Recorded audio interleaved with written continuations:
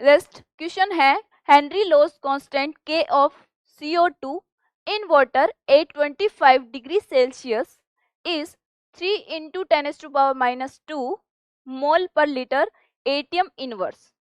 Calculate the mass of CO2 present in 100 liter of soft drink bottle with the partial pressure of CO2 of 4 atm the same temperature. सबसे पहले Henry लो यानी concept कौन सा लगेगा, Henry वाला, Henry's law.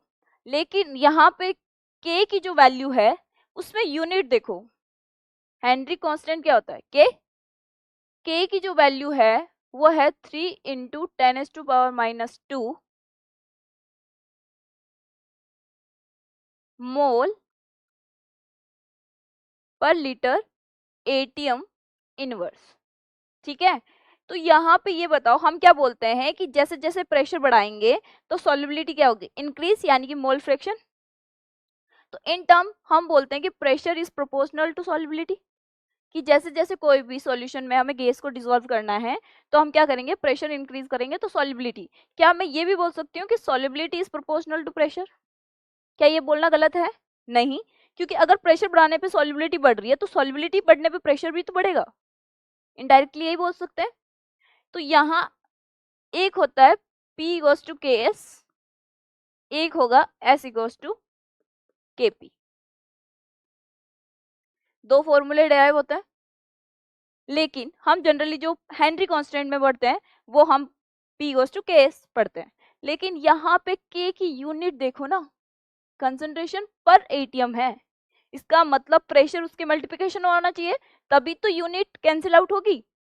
तो इसीलिए इसका फॉर्मूला जो यूज करेंगे हम ये करेंगे। तो सॉल्युबिलिटी को हम कंसंट्रेशन लिख सकते हैं, तो C goes to KP।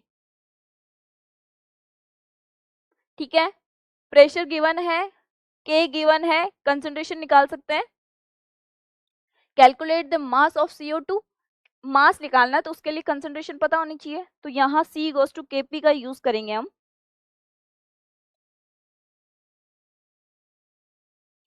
C goes to KP, K की वैल्यू है 3 इंटू 10⁻⁻2 और जो P है वो है 4 atm। तो ये आ गई हमारी पास कंसंट्रेशन।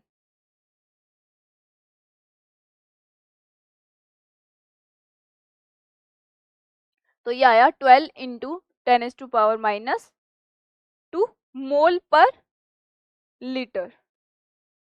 इसका मतलब क्या है कि मोलरिटी का मतलब क्या होता है कि एक मोल अगर तुमने लिया है तो उसमें इतने मोल मिलेंगे तुम्हें। तो 12 इंटू 10⁻⁻2 जो होंगे वो मोल्स होंगे। अब पूछा किसमें है, 100 लीटर सॉफ्ट ड्रिंक में पूछा है, तो इसका मतलब 1 लीटर में इतना है तो 100 में कितना हो जाएगा, 12 इंटू 10⁻⁻2 इंटू 100, तो ये हो गया हमारे पास 12 मोल्स, यानी कि टोटल मोल कितने हुए 12।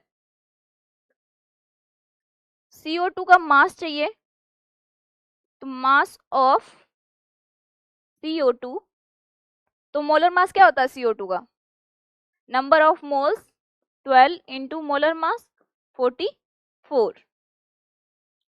तो ये आंसर मल्टीप्लिकेशन करने पे 5 to 8 आंसर आएगा। ठीक है, तो इसका ऑप्शन जो होगा वो डी इज करेक्ट। यहां समझ में आया, हेनरी लॉस ही लगेगा, लेकिन यहाँ पे जो के की वैल्यू है यूनिट डिपेंड करती है कि वो किसके साथ मल्टीप्लिकेशन होगा, उसका प्रेशर के साथ या मोल फ्रैक्शन के साथ या फिर कंसंट्रेशन के साथ। क्योंकि हम लोग ये भी तो यूज करते हैं P goes to KH into x mole fraction, ये भी फॉर्मूला होता है। एक होता है P गोस टू KC, एक होता है C गोस टू KP। अब ये तीनों फॉर्मूले सही है, लेकिन वो डिपेंड करेंगे K की वैल्यू पे कि K की वैल्यू हमारे पास क्या है। ठीक है,